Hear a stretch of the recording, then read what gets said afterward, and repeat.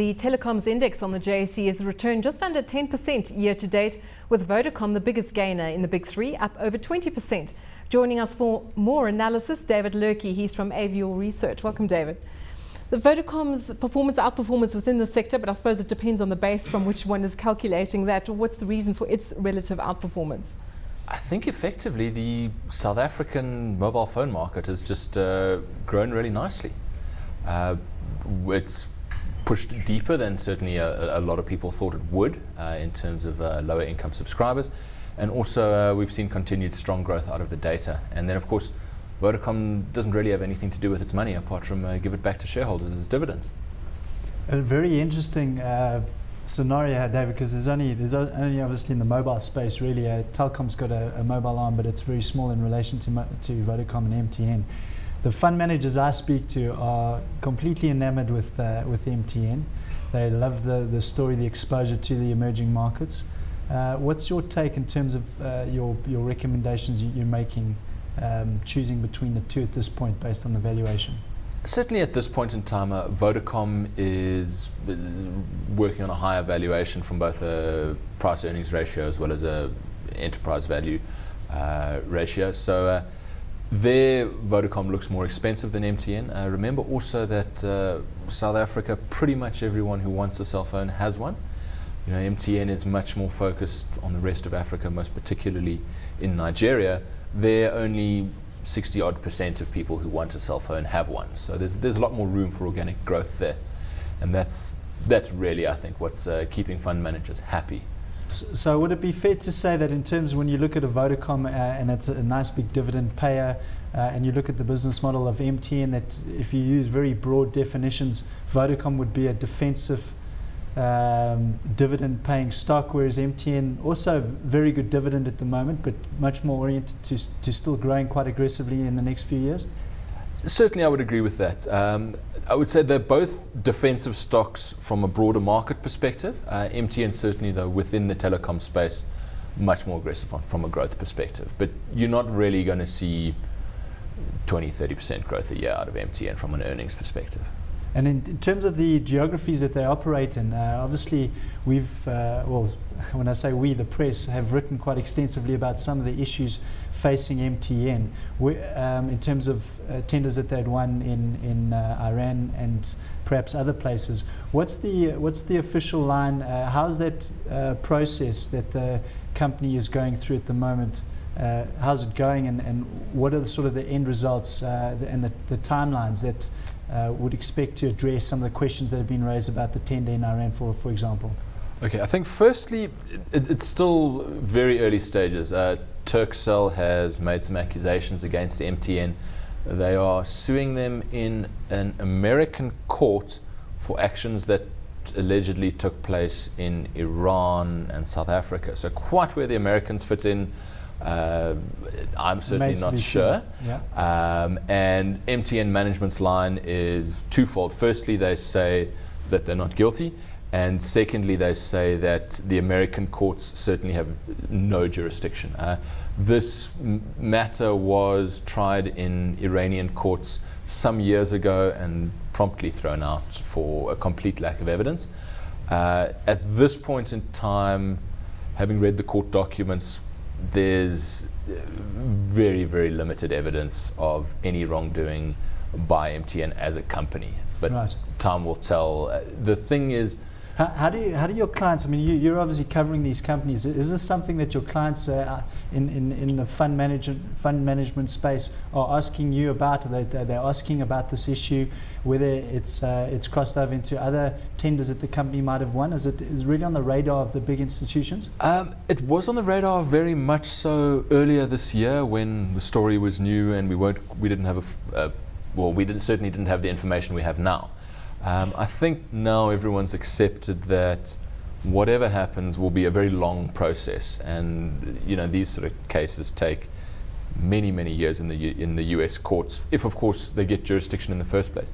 So I think fund managers have broadly figured out what's going on there, compartmentalized it, said okay, cool, well we won't value the Iranian business quite at what we used to, and let's focus on the other assets. And certainly MTN's trading at the moment as though its Iranian asset is worth zero. David, coming back to the local telecoms mobile market, if you look at Airtel's launch, how would you rate its relative success, and how is Cell C performing? So is there a risk in the local market of its market share being squeezed, both from Vodacom and MTN side? Firstly, Airtel's launch was not spectacular. As expected, right? Yes, it's an extremely difficult game to arrive in a saturated market like our own. So late. Yeah, exactly. And importantly, you have to really give an excellent value proposition. You just have a look at Cell C. They've been here for more than a decade, and they still, if I'm not mistaken, only have about 14% market share. Whereas, Vodacom's over 50%, MTN somewhere in the mid-30s. So it's a very difficult game to compete with Vodacom and MTN.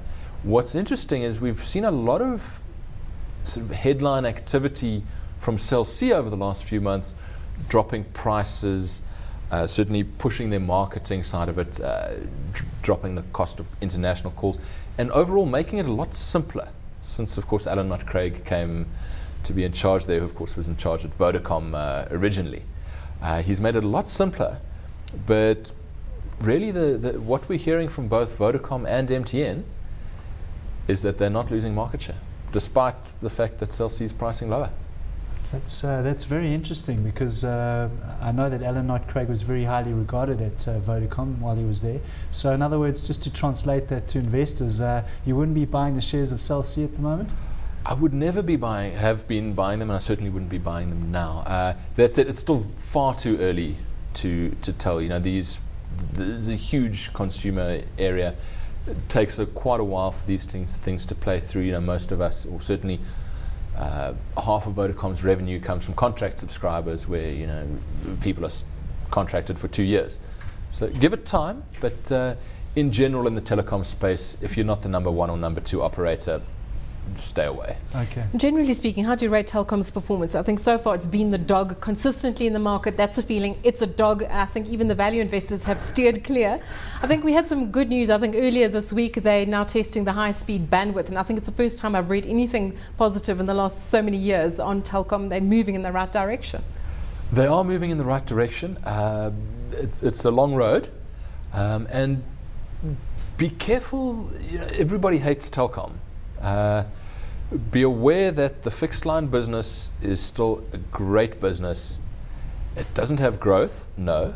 But it's a great business because of the infrastructure, not necessarily the way it's managed. Absolutely, but the infrastructure is what makes that business. It still makes very nice margins.